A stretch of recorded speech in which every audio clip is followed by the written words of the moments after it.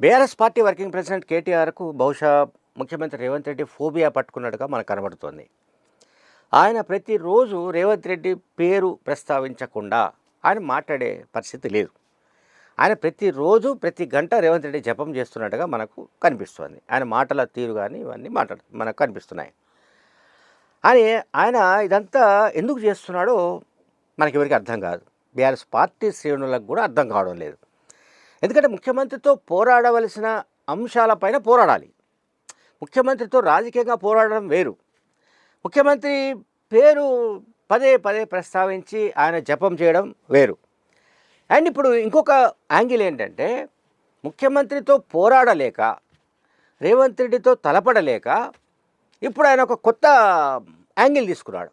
ఆ యాంగిల్ ఏంటంటే అధికారులపైన విరుచుకుపడ్డం. IAS IPS అధికారుల అంతు చూస్తా అని ఆయన ఈ మధ్యకాలంలో చాలా స్టేట్మెంట్స్ ఇస్తున్నాడు. ఎట్లాంటి స్టేట్మెంట్స్ అంటే, ఇంకా 2-2.5 ఏళ్లలో ఎలక్షన్స్ వచ్చేస్తున్నాయి, అధికారం మనదే, అది మనదంటే బీఆర్ఎస్ పార్టీది కనుక, సో బీఆర్ఎస్ పార్టీ మళ్ళీ అధికారంలోకి వచ్చేస్తుంది కనుక ఇక మేము చూసుకుంటాం, మేము అన్నీ రాస్తున్నాం లెక్కలు. చిత్రగుప్తుడు రాస్తాడు చూడండి లెక్కలు, అట్లా నేను కూడా లెక్కలు రాస్తున్నా. ఐఏఎస్ ఐపీఎస్ కావచ్చు, ఎవరైనా కావచ్చు, వాళ్ళ లెక్కలని నేను సరిచూస్తా, నేను సరి చూసే బాధ్యత నాది అని కేటీఆర్ అంటున్నాడు. ఒకవైపేమో అధికారంలోకి బీఆర్ఎస్ వస్తుంది, ముఖ్యమంత్రిగా కేసీఆర్ అవుతాడనేది ఒక ప్రచారం జరుగుతోంది, ఆ రకంగా మాట్లాడుతున్నారు. మళ్ళీ ఇటువంటి విషయాలకు వచ్చే వరకు ఏంటంటే, అధికారంలోకి రాగానే లెక్కలు సరిచేసే బాధ్యత నాదని కేటీఆర్ చెప్తున్నాడు. అంటే కేటీఆర్లో 2 ముఖాలు కనిపిస్తున్నాయి. ఒకటేమో తండ్రిని కాదనలేడు, తండ్రిని ధిక్కరించలేడు, లేదా తండ్రిని జవదాటి ఆయన వేరే రకమైన వ్యవహారాలు చేయలేడు పార్టీకి సంబంధించి. అదే సమయంలో తాను ముఖ్యమంత్రి కావాలని కోరుకుంటున్నాడు.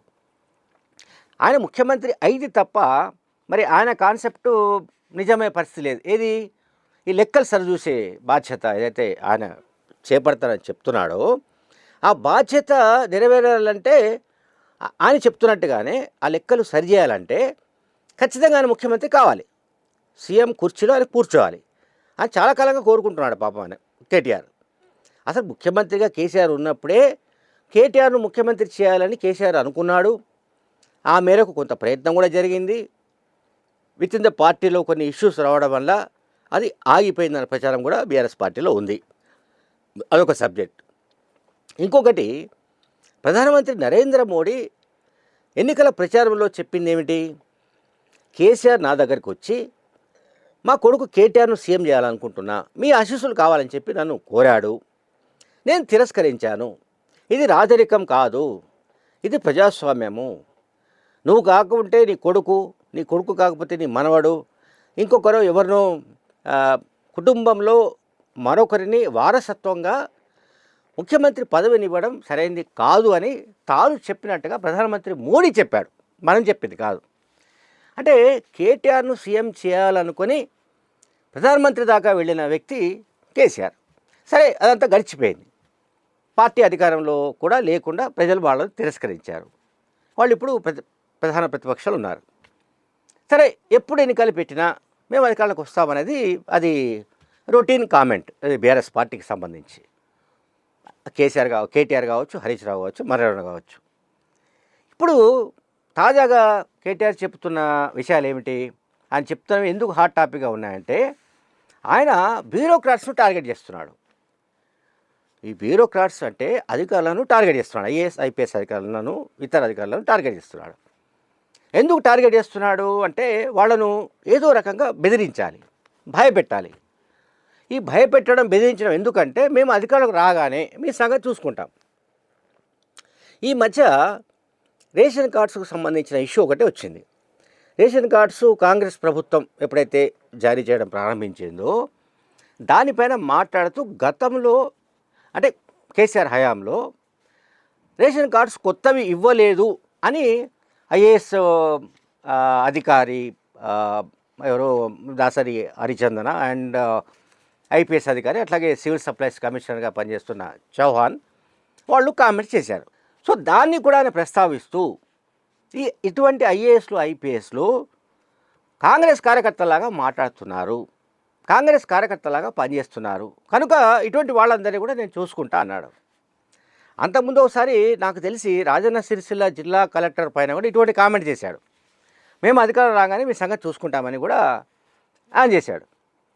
అయితే ఇక్కడ సమస్య అంతా ఏంటంటే ఐపీఎస్ అయినా ఐఏఎస్ అయినా కూడా అధికారులు ఎవరైనా సరే, అధికార యంత్రాంగం ఎవరున్నా సరే, అంటే అధికారంలో ఏ రాజకీయ పార్టీ ఉంటే, ఏ ప్రభుత్వం ఉంటే ఆ ప్రభుత్వం చెప్పినట్లుగా, ఆ ప్రభుత్వం ఆదేశించినట్టుగా నడుచుకోవడం అనేది అధికార యంత్రాంగానికి సంబంధించిన విధి, అంటే వాళ్ళ డ్యూటీ అది.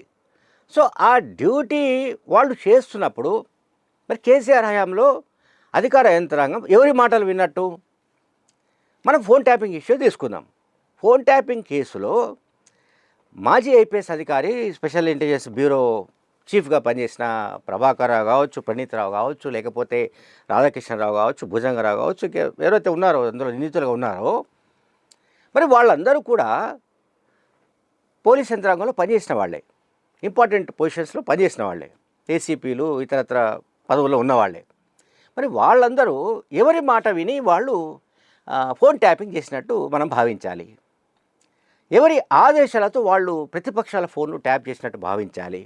ఎవరి ఆదేశాలతో 2023 అసెంబ్లీ ఎన్నికల్లో కాంగ్రెస్ పార్టీకి డబ్బు వెళుతున్నప్పుడు, అంటే కాంగ్రెస్ పార్టీకి సంబంధించిన క్యాండిడేట్స్కు డబ్బు పంపిస్తున్నప్పుడు, పంపించే సమయంలో ఆ ప్రాసెస్లో ఫోన్ ట్యాపింగ్ ద్వారా ఆ వెహికల్స్ను పట్టుకొని డబ్బు జప్తు చేశారనే విమర్శలు కూడా వస్తున్నాయి. కేంద్ర మంత్రి బండి సంజయ్ స్వయంగా ఈ విషయం చెప్పాడు. ఖమ్మం ఎంపీగా గెలిచిన రఘురామిరెడ్డికి సంబంధించి ఆయన ఎన్నికల ప్రచారం కోసం ఒక 7 కోట్ల రూపాయలు ఒక వెహికల్లో వెళుతున్నప్పుడు దాన్ని అటకాయించి, ఈ ఫోన్ ట్యాపింగ్ ద్వారానే అటకాయించి ఆ డబ్బును వీళ్ళు జప్తు చేసుకున్నారని ఆయన ఆరోపించాడు. ఎవరు? బండి సంజయ్. ఆరోపించిన తర్వాత ఆయన ఇంకేమన్నాడంటే ఆ డబ్బు ఎక్కడికి పోయింది, ఎవరి ఖాతాలకు వెళ్ళింది, ఎవరి జేబులోకి వెళ్ళిందని కూడా ఆయన ప్రశ్నించాడు. సో దానికి కేసీఆర్ జవాబు చెప్పాలి, లేదా కేటీఆర్ జవాబు చెప్పాలి. అవి అంటే ఇప్పుడు డబ్బు పట్టుకున్న తర్వాత ఎన్నికల సంఘానికి తెలియజేయాలి, అంటే ఎన్నికల కమిషన్ తెలియజేయాలి, అట్లాగే కోర్టులో వాటిని డిపాజిట్ చేయాలి. ఇదంతా ఒక ప్రాసెస్ ఉంటుంది. బట్ ఇట్లా పట్టుబడ్డ డబ్బు అంతా ఎక్కడికి పోయినట్టు అనేది ఒక ప్రశ్న సహజంగానే మనందరికీ వస్తుంది. అందువల్ల కేటీఆర్ మాట్లాడుతున్నదంతా కూడా ఏంటంటే బెదిరించడానికే, లేకుంటే వీళ్ళందరూ ఏదో రకంగా తమ గుప్పిట్లో పెట్టుకోవడానికి. ఇప్పుడు మేము అధికారం రాగానే మీ సంగతి చూసుకుంటామని అంటే అధికారంలో కూడా ఏంటంటే ఒక రకమైన ఆందోళన కలిగే అవకాశం ఉంటుంది. అంటే ఏమో బీఆర్ఎస్ పార్టీ మళ్ళీ అధికారంలోకి వస్తుందో ఏమో, మనం ఎందుకు కాంగ్రెస్కు అనుకూలంగా పనిచేయాలి? ఇక్కడ కాంగ్రెస్కి అనుకూలంగానా బీఆర్ఎస్ అనుకూలంగా కాదు, ప్రభుత్వం ఏమి చెబితే అది చేయాలి, అది వాళ్ళ డ్యూటీ అని నేను చెప్పాను. అందువల్ల ఇక్కడ కేటీఆర్ ఏం చెప్తున్నాడు, పదే చెప్తున్నాడు, ఐఏఎస్ ఐపీఎస్ల గురించి పదే వ్యాఖ్యానిస్తున్నాడు. ఎట్టి పరిస్థితుల్లో నేను ఈ బ్యూరోక్రాట్లు ఎవరైతే ముఖ్యమంత్రి రేవంత్ రెడ్డి పరిపాలన పనిచేస్తున్నారో వీళ్ళందరి సంగతి చూసుకుంటా, ఒకళ్ళేమో రేషన్ కార్డు ఇవ్వలేదని చెప్తున్నారు, ఒకళ్ళు ఇంకేదో చెప్తున్నారు, కనుక ఇటువంటి వాళ్ళ సంగతి మేము రాగానే మేము చూసుకుంటామని చేస్తున్న వ్యాఖ్యలు అహంకారపూరితమైనవిగా కనిపిస్తున్నాయి. ఇది పోలీసు అధికారుల నుంచి వస్తున్న మాట. కేటీఆర్ అధికారంలోకి వస్తాడా రాడా, బీఆర్ఎస్ పార్టీ అధికారంలోకి వస్తుందా రాదా అనేది వేరే విషయం.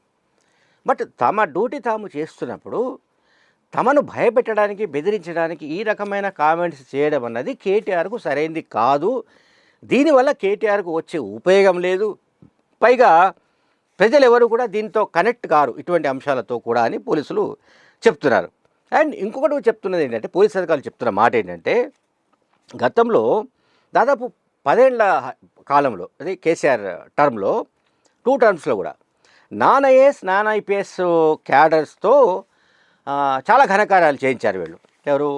బీఆర్ఎస్ పార్టీ, బీఆర్ఎస్ ప్రభుత్వం. సో దాని గురించి కూడా వీళ్ళు ఇప్పుడు కొంతమంది అధికారులు ప్రశ్నిస్తున్నారు. ఆ సమయంలో కేసీఆర్ ముఖ్యమంత్రిగా ఉన్న కాలంలో నాన్ ఐఏఎస్ నాన్ ఐపీఎస్లతో ఏ రకంగా మీరు మీ పార్టీకి అనుకూలంగా పనిచేసుకున్నారు, మీ పార్టీకి కార్యకర్తలుగా పనిచేసుకున్నారు అని కూడా వాళ్ళు క్వశ్చన్ చేస్తున్నారు. అండ్ ఇంకోటి ఏం చెప్తున్నారు వాళ్ళు, కలెక్టర్లు ఎస్పీలుగా పనిచేస్తున్న వాళ్లకు కూడా గులాబీ కండువాలు కప్పిన ఘనత వీళ్ళకే దక్కింది. ఎవరికి? బీఆర్ఎస్ పార్టీకి. అది పోలీస్ అధికారులైనా ఇంకొక అధికారులైనా చెప్పినా చెప్పకపోయినా మనందరం చూసిన వ్యవహారం అది.